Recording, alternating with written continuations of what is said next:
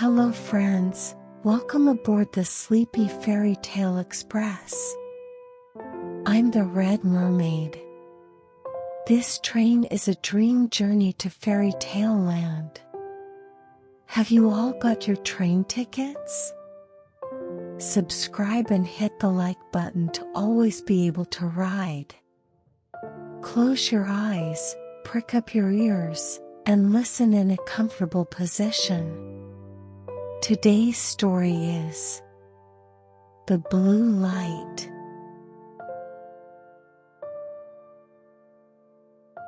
Long ago, there was a loyal soldier who risked his life on the battlefield for his king. He fought bravely in the king's army, but his body, wounded from war, could no longer battle. The scars of war reminded him daily of the pain. However, his dedication was now deemed unnecessary by the king. One day, instead of rewarding his loyalty with treasures or lands, the king coldly commanded, "Return to your home. You are no longer needed. I can no longer pay you a salary, as payment is for work done." These words pierced the soldier's heart like a sharp blade. The reality that his long years of loyalty and sacrifices on the battlefield were now forgotten plunged the soldier into deep sorrow. Disappointed by the king's words, the soldier left the palace alone, walking a path whose destiny he could not foresee. With each step, the scars of war and the king's betrayal weighed heavily on his heart. As he moved his heavy steps, dust rose into the air, appearing faint and uncertain, much like his future.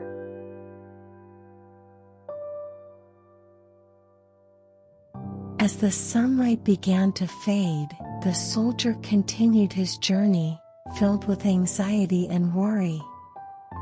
He did not know where to go or how to live now. The war had taken his body, and the king had taken his purpose. All that was left was his lone, strenuous walk.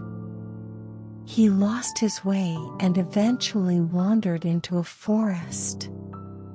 The trees seemed to whisper their own stories with the breeze, and the soldier's steps grew ever heavier. All he saw before him were endless branches and paths dimmed by the twilight.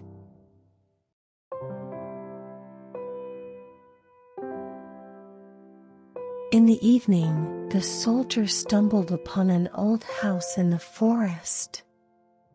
Dim light leaked from inside, and a strange fragrance wafted from it. He stood in front of the house, hesitated for a moment, but eventually knocked on the door. As it opened, a witch greeted him, her eyes sparkling with a mysterious glow. Shivering, the soldier pleaded, "Please help me. I need a place to sleep, food, and something to drink. Otherwise, I will die of hunger and thirst." Desperation filled his voice, and despair was apparent in his eyes. The witch, intrigued, smiled and responded, "Oh, what shall I give to a lost soldier? But of course, it's only natural I show mercy, provided you agree to my conditions." Her voice was gentle, yet it seemed to hide an unknown stipulation. Heavy-hearted but with no other options, the soldier entered the witch's home, which was quiet and dimly lit. Strange herbs and items hung from the walls, and a glowing crystal ball sat in a corner. The witch led him to the dining table, and the soldier sat, tense and uncertain of what awaited him.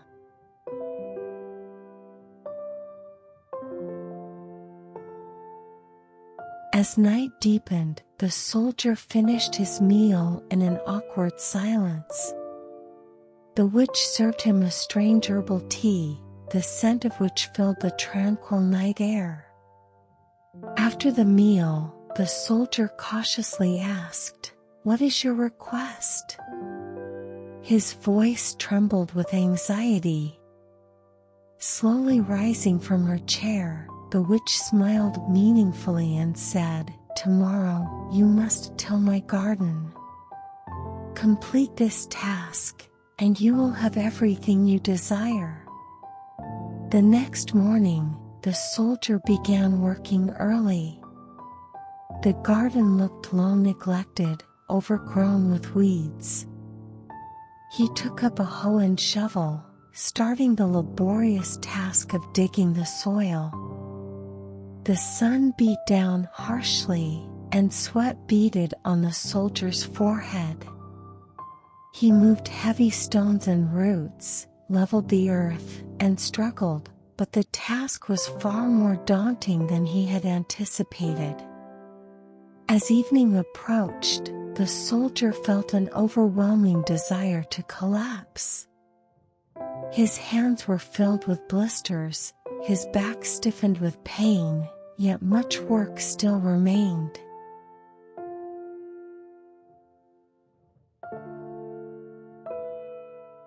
The task of tilling the garden was not complete as the sun slowly set beyond the horizon.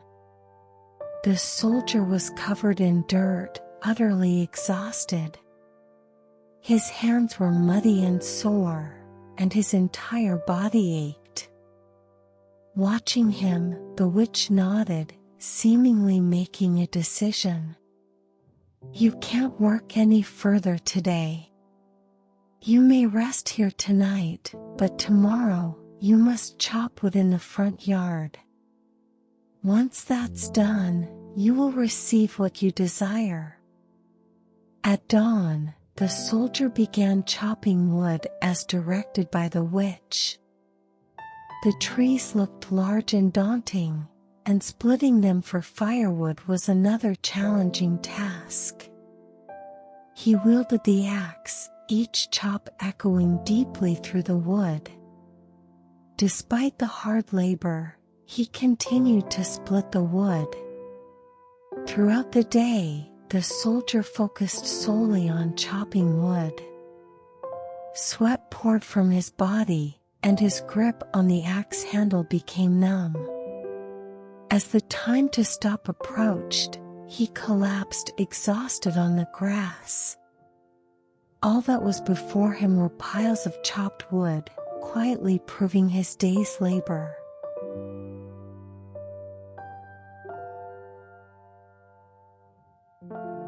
Though utterly drained, the soldier's efforts were recognized by the witch. Only as evening approached did she approach him with an offer. "You may stay here again tonight. But tomorrow, there's another task. Behind my house, there's an old well. In it, I've dropped a lantern that emits a blue light, and you must retrieve it." The soldier paused upon hearing this, his body nearly devoid of strength after the hard labor, but he couldn't refuse the witch's request. He accepted her proposal and prepared for the next day's task, resting in the increasingly eerie and unsettling atmosphere of the witch's house. The well at the back of the house was seldom visited, and the blue lantern was a peculiar object, its light never extinguishing, adding to the mystery. The soldier was curious about how to handle the blue lantern and whether retrieving it would be an easy task.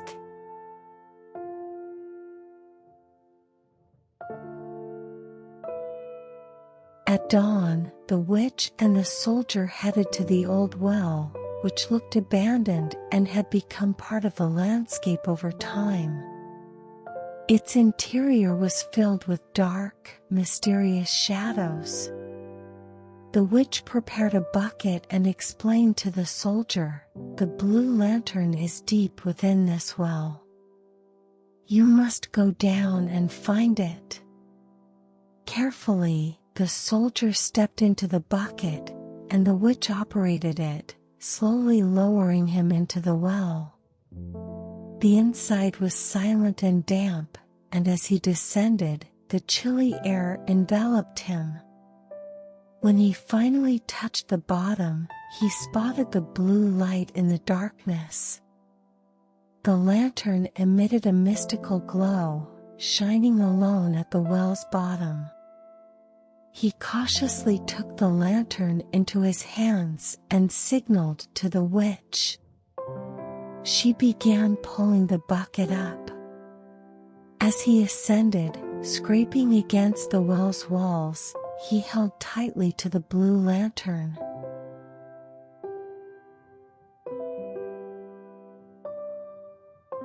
As he reached the top, the witch's hand reached out for the lantern. The soldier realized that the moment she had the lantern, she would abandon him. Just as her fingers were about to grasp it, he made a decisive declaration. "No, I won't hand over the lantern until my feet are on the ground." His voice echoed up the well and reached the witch's ears. Enraged, the witch impulsively released the bucket rope, sending the soldier plummeting back down. He gasped in terror and shock as he rapidly fell into the darkness below. Cold well water enveloped him as he hit the bottom with a thud. The witch, furious, moved away from the well and hastily left the area, hoping the soldier would never emerge with the lantern again. She left his fate to the deep, dark waters of the well. Alone at the bottom, the soldier felt abandoned and betrayed, despair deepening within him. But still, he clutched the blue lantern, its faint light continuing to glow.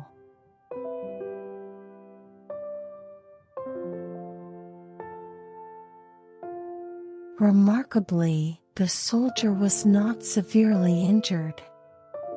Soaked but more wounded in spirit than in body, he sat at the well's bottom, surrounded by dark, still waters. Only the faint light of the blue lantern illuminated the darkness, casting eerie shadows on the well walls and deepening his loneliness. He sat contemplating his plight, overwhelmed by sadness.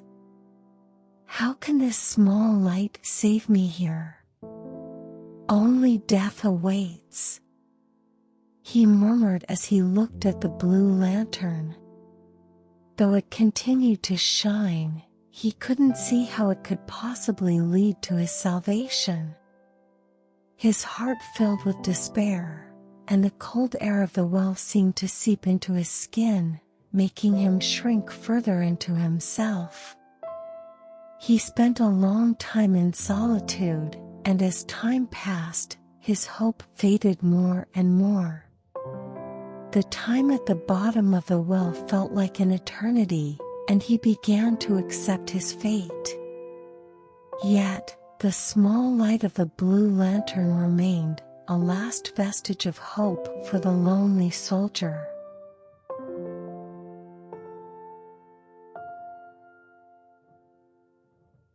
At the cold bottom of the well, wrapped in despair, the soldier happened to fumble in his pocket and found a cigarette holder. Inside was a half-smoked cigarette. He considered this perhaps his last pleasure and found a small comfort in the darkness.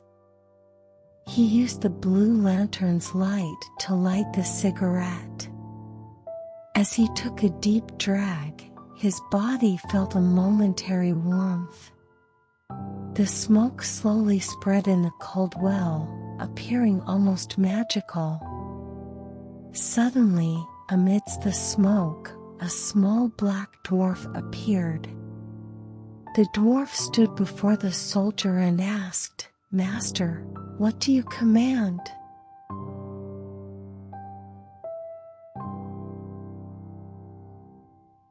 The soldier felt a mix of shock and relief. After a moment's hesitation, recognizing his dire situation, he said, "Please help me get out of this well. Make it possible for me to escape." His voice was full of desperation, and his eyes conveyed an earnest hope to the dwarf.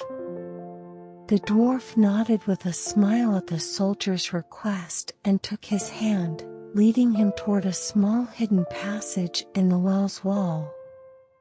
Carefully, the soldier followed the dwarf through the maze-like passage, a path leading out of the darkness, growing increasingly brighter as they approached the light.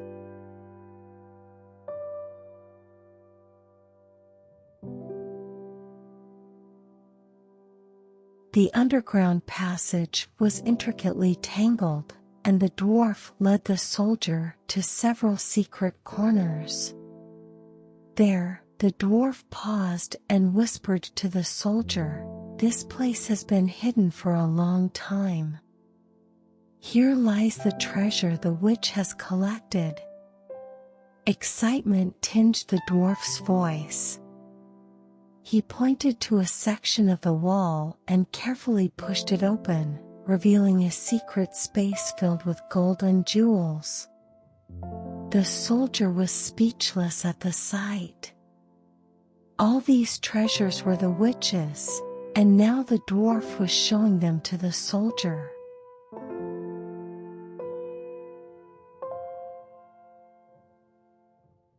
After discovering the treasure, the soldier filled his pockets with gold and jewels, gathering as much as he could carry. These treasures could establish a new foundation for his life. However, he remained uneasy about the witch, fearing she might harm him again. He decided to take decisive action.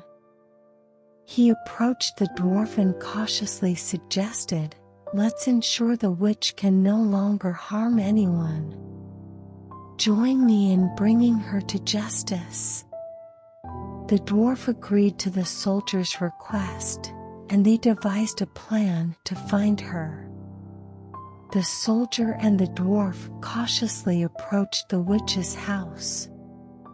Expecting her return, they waited for her arrival. As soon as the witch arrived, the dwarf acted quickly and captured her. The soldier tied her hands with a rope, ensuring she couldn't use her magic.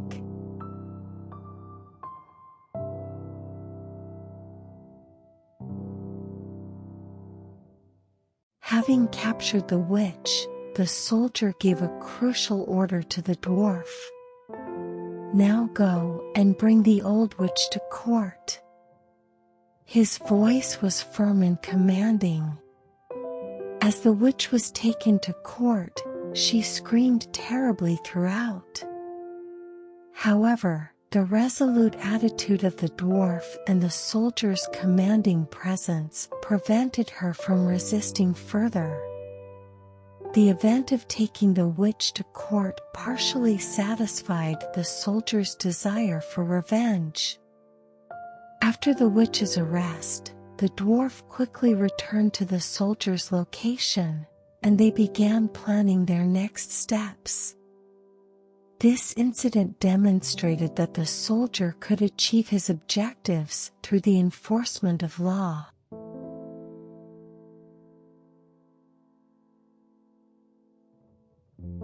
After the witch's execution, the dwarf reported back to the soldier, "All is taken care of. The witch has been hanged already. Do you have any further commands?" The soldier thought for a moment before responding, "No, not now. You may return home." but be ready to come to me when I call." The dwarf agreed with the soldier's request, adding, "Just light your cigarette with the blue lantern, and I will appear immediately before you." With these words, the dwarf disappeared from the soldier's sight.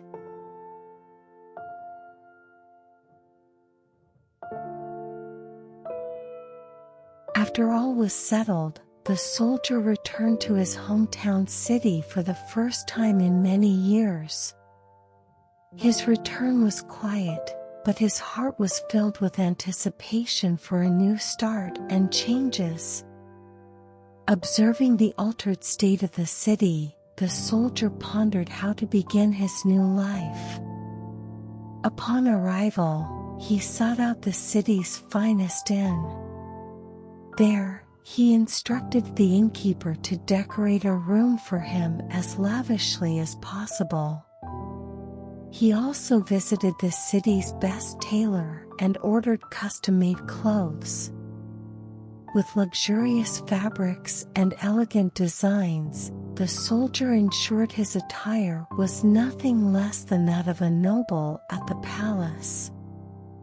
All this reflected his determination to reinvent himself not just as a former soldier but as a respected figure in the city. The room at the inn was soon adorned as per his requests, filled with fine furniture and delicate ornaments. It featured a large, comfortable bed, a dazzling chandelier, and sophisticated art pieces. In this splendidly decorated room, the soldier planned his new life.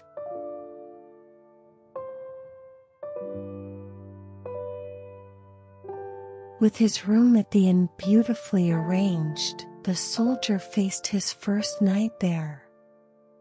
He looked out the window at the city lights, deeply contemplating his past and future. The flames of revenge burned within his heart. When his resolve became clear, he lit his cigarette with the blue lantern, summoning the black dwarf. As the dwarf appeared, the soldier shared his feelings with him. "I served the king loyally, but he cast me out and left me to starve. Now, I wish to seek revenge on him." His voice was resolute, and his eyes sparkled with the intent of vengeance. The dwarf listened seriously to the soldier and indicated his readiness to join in the plan. "Master, please tell me how I can assist you. I am prepared to follow your orders." The soldier began to outline his plan. Rather than striking directly at the king, he decided to use what was most precious to the king, his daughter, the princess, to put the king in a difficult situation. This plan would deliver the greatest shock and anger to the king.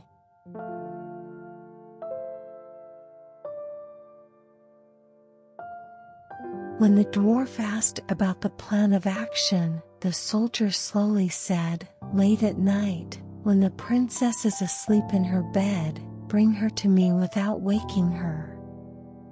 I will make her my maid." His voice was calm, but it carried a firm resolve. The dwarf appeared hesitant upon hearing this. He cautiously replied, "It's an easy task for me, but it's very risky for you, master. If this fact becomes known, it will be harmful to your safety." Despite the dwarf's warning, the soldier was determined. "This action is necessary. I am prepared to face all consequences. There is no other way to inflict the greatest damage on the king." He looked directly into the dwarf's eyes as he spoke.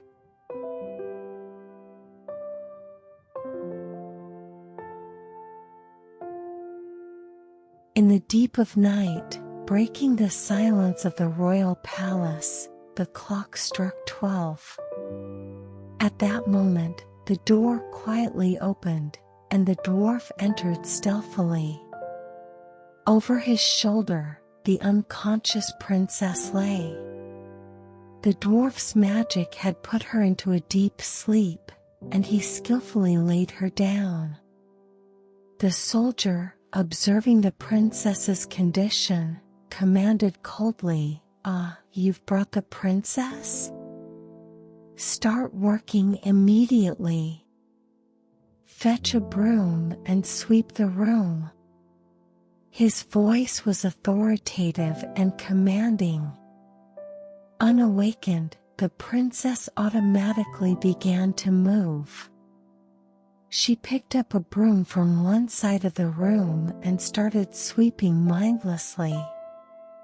Although the floor was already adorned with lavish decorations and was well kept, she meticulously cleaned it as the soldier had ordered. After the work was done, the soldier directed the princess toward the sofa. He sat comfortably on the sofa, stretching out his legs, and commanded, "Take off my boots." Then he threw his boots towards her. The princess, her eyes half closed, picked up the boots and started to polish them. She mechanically carried out the soldier's commands, showing no resistance during the process. As the first rooster's crow was heard, the dwarf once again carried the princess on his shoulders. He swiftly returned to the royal palace and laid her back in her bed. All these events would have seemed like a mere dream to the princess. The dwarf safely returned her to the palace and quietly disappeared.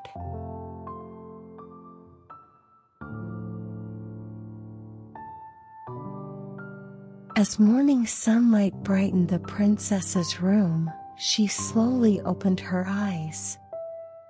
Waking from her sleep, she felt as though she had returned from a long journey, her body heavy and weary.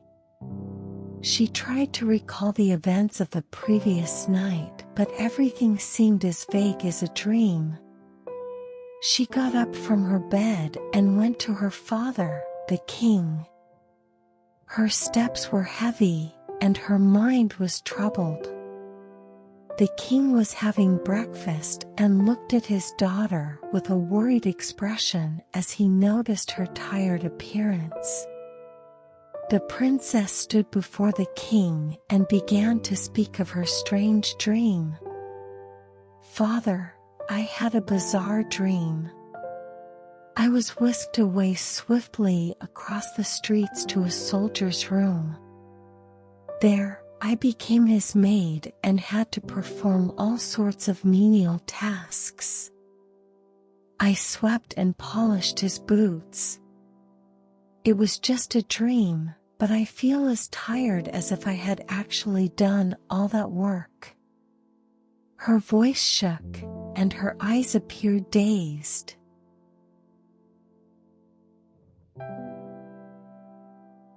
The king listened to his daughter's story and became very concerned that her dream could be a reality. After deep thought, he decided to use an old piece of wisdom to protect her. "Daughter, your dream might be real. This will allow you to leave a trail if you are taken again." He then suggested using beans. "Fill your pockets with beans and make a small hole. If someone takes you again, the beans will fall out and leave a trail on the street." This advice was a common tactic in old stories, and the king believed it would help protect his daughter. However, the dwarf had already heard the king's plan and decided to thwart it. That night, as he prepared to take the princess again, he scattered beans all over the street in advance. This made it impossible to distinguish the beans the princess dropped from those already there. As the dwarf took the princess, a few beans did fall from her pocket, but with the street already full of beans, no trail could be discerned. The princess again worked as a maid in the soldier's house until the break of dawn.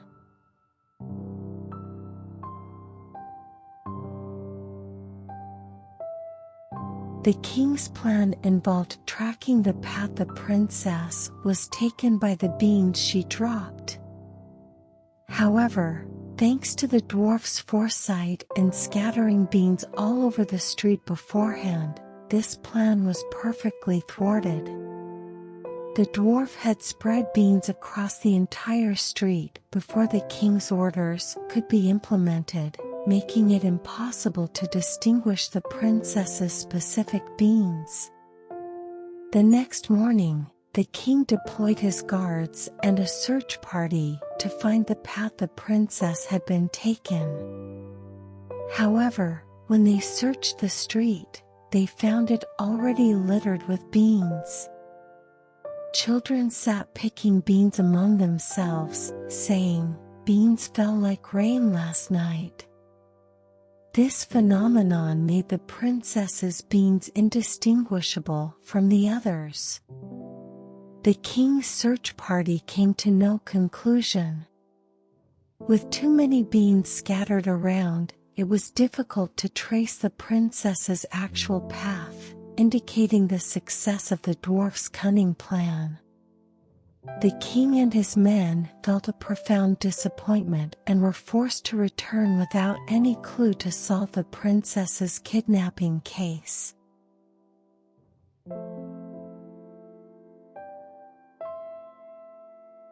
After the failed bean plan, the king, with renewed determination, decided to devise a new method. He called an emergency meeting with his most trusted advisors, and they sought a more cunning and less likely to fail approach. The king's new directive involved giving the princess a very special role. "We need to think of another measure," said the king. "Sleep with your shoes on. And before you leave that room, hide one shoe. I will find it." This plan focused on the princess taking specific actions during the kidnapping process to reveal the kidnapper's location. However, the black dwarf had overheard the king's new plan and conveyed this information to the soldier. That night, when the soldier ordered the dwarf to bring the princess again, the dwarf expressed serious concerns.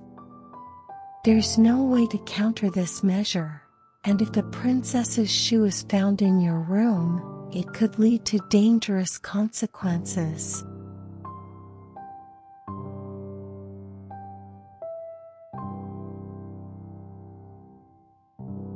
Despite the dwarf's warning, the soldier persisted in his plan. "Just do as I say." Following the soldier's instructions, when the dwarf kidnapped the princess again, she secretly hid one shoe under the bed in the soldier's room as per his directions. The next morning, the king was shocked to discover one of his daughter's shoes missing. He immediately ordered a citywide search for the shoe.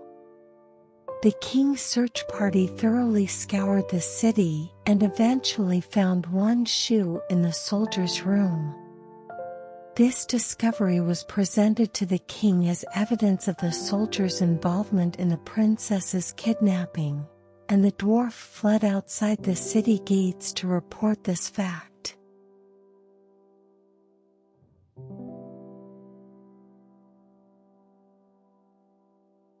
The soldier attempted to flee but was captured by the king's guards and had to leave his precious blue lantern and the accumulated gold at the inn.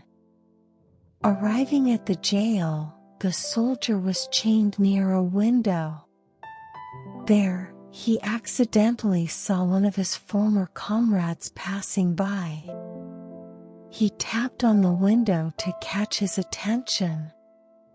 When the comrade approached, the soldier spoke to him. "Could you show me kindness? Fetch a small package I left at the inn. I will give you a gold coin in return." The comrade heard the soldier's request and acted without hesitation. He ran to the inn, found the package the soldier had left, and brought it back to him.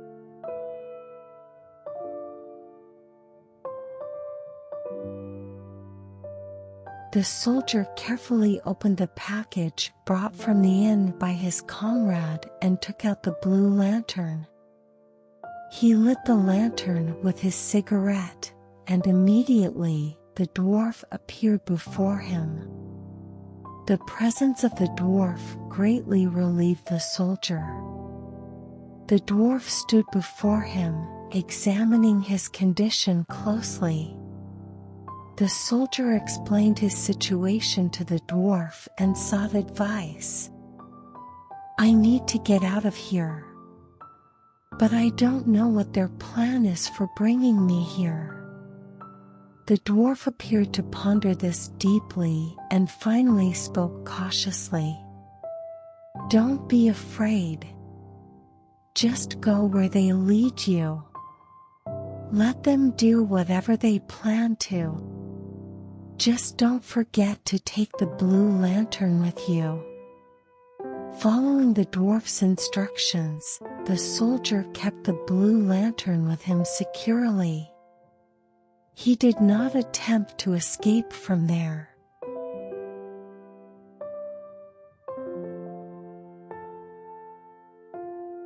The soldier was indicted on serious charges without a proper chance for a fair trial. The courtroom atmosphere was tense and hostile, and the judge declared that sufficient evidence had been presented to show that the soldier had kidnapped the princess and insulted the king. Although the soldier claimed he had caused no harm, the judge sentenced him to death. As the death sentence was pronounced, the soldier was taken to the execution ground. His steps were heavy, his heart filled with despair, but he asked the king for one final act of mercy. "What kind of mercy?" asked the king. The soldier responded calmly, "Allow me to smoke a cigarette on my way." The king thought for a moment and then agreed with a condition. "You can smoke not just once, but 3 times. But do not expect that I will spare your life." The king granted him this last act of mercy, as he was now a man soon to die.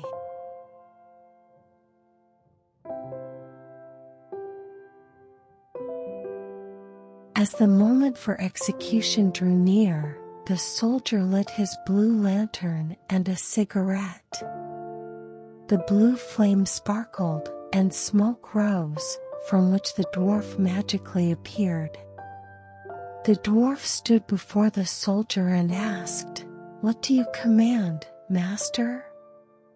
His voice was resolute, and his prepared stance indicated he was ready to undertake any task. The soldier quickly assessed the situation and commanded, "Knock down that crooked judge and the executioner. And don't leave the king who treated me so badly alone." This request was a culmination of all his anger and desire for revenge. Immediately, the dwarf sprang into action like lightning. He moved swiftly, striking the judge and executioner with a club. His attacks were accurate and powerful, and all those struck by him quickly fell to the ground. His movements were so fast and precise that no one could stop him. The king, witnessing this scene, was greatly shocked and engulfed in fear. He begged for his life from the soldier.